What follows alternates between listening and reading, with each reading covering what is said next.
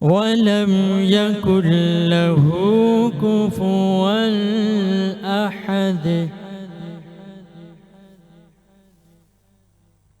الله أكبر. بسم الله الرحمن الرحيم. قل هو الله أحد الله الصمد. لم يلد ولم يولد لم يلد ولم يولد ولم يكن له كفوا أحد. آمنت بالله. صدق الله العظيم. سبحان اللہ، بہت ہی خوبصورت تلاوت. میں کنزہ الطاف آپ کی میزبان افطار کی اس خصوصی نشریات میں آپ سب کو خوش آمدید.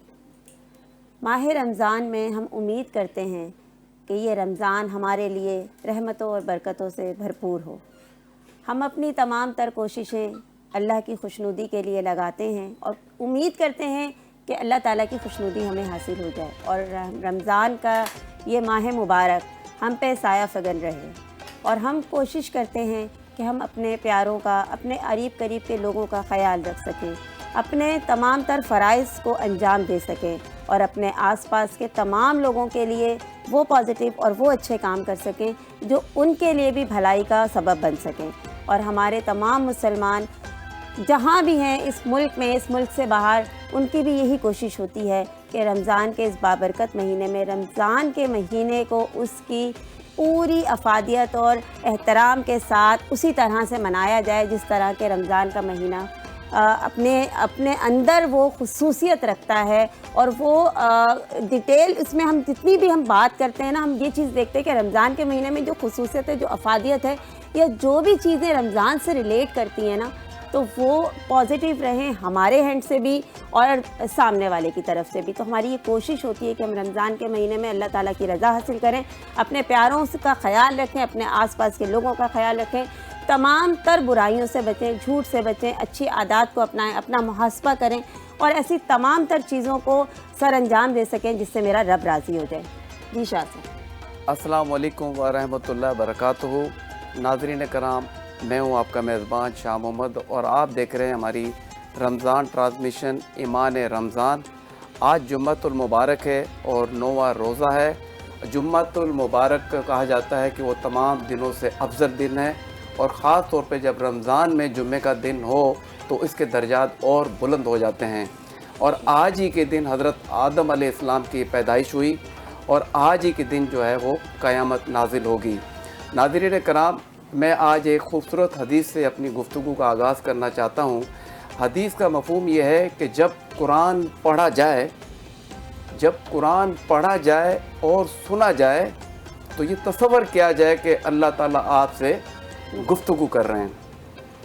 صرف یہی نہیں، جب آپ حدیث سنتے ہیں اور حدیث پڑھتے ہیں تو آپ یہ تصور کریں کہ حضرت محمد مصطفیٰ صلی اللہ علیہ وسلم آپ سے گفتگو کر رہے ہیں. تو کتنی بڑی نعمت ہے یہ. آج کل کے دور میں اگر ہم یہ دیکھیں کہ اگر آپ کو کوئی خصوصی طور پر یہ پیغام بھیجے کہ مجھ سے بات کریں، اگر پاکستان کا وزیر اعظم یا کوئی پریزیڈنٹ آپ سے بات کرنا چاہے تو آپ کو کتنی خوشی ہوگی. بلکہ وہ جو پیغام دیں گے، وہ جو بات کریں گے تو آپ اس پر عمل کریں گے. لیکن یہاں پر کل و کائنات کا مالک آپ سے مخاطب ہے اور سرور کونین حضرت محمد مصطفیٰ صلی اللہ علیہ وسلم آپ سے مخاطب ہیں. تو پھر آپ کی خوشی کا لیول کیا ہوگا یہ آپ سوچیں. تو جب آپ ان چیزوں پر عمل کریں گے، آگے بڑھیں گے، تو پھر آپ دیکھیے گا کہ ہمارے معاشرے میں تبدیلی آئے گی. اور پھر ہم آج کا جو موضوع ہے وہ یہی ہے، حقوق العباد. حقوق العباد کیا ہے؟ بندوں کا ایک دوسرے سے تعلق، وہ رویہ کیسا ہے آپ کا. اس پہ ہم ڈیٹیل میں اپنے مفتی صاحب سے بھی بات کریں گے. اس سے ہم آگے بات کو بڑھائیں گے. ہمارے ساتھ آج کے جو مہمان ہیں زیڈ ایچ خرم صاحب موجود ہیں، جو کہ پریزیڈنٹ ہیں print media and electronic media forum کے، اور رضا عباس صاحب جو کہ جنرل مینیجر ہیں میریٹ ہوٹل میں، ہمارے ساتھ موجود ہیں. خوش آمدید کہتے ہیں آپ کو. اور میرے رائٹ پہ جو ہے نس خالد موجود ہیں، جو کہ رائٹر بھی ہیں، ڈائریکٹر بھی ہیں اور انٹرپرینر بھی ہیں. ان سے بھی ڈیٹیل میں بات کریں گے. آپ کو بھی خوش آمدید کہتے ہیں. پھر ہمارے ساتھ موجود ہے ہما شیخ جو کہ بیوٹیشین ہے. تو ہم دین و دنیا کے ساتھ گفتگو وہ آگے بڑھائیں گے، اور لیتے ہیں ایک چھوٹا سا وقفہ اور پھر حاضر ہوتے ہیں.